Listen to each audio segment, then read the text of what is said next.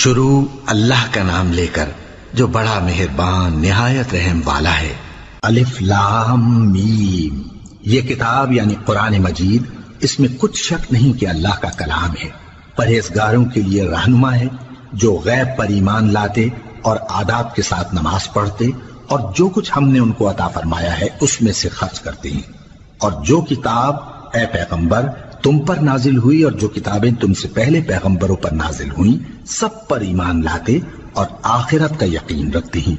یہی لوگ اپنے پروردگار کی طرف سے آئی ہوئی ہدایت پر ہیں اور یہی لوگ کامیاب ہیں۔ جو لوگ کافر ہیں انہیں تم نصیحت کرو یا نہ کرو ان کے لیے برابر ہے، وہ ایمان نہیں لانے کے۔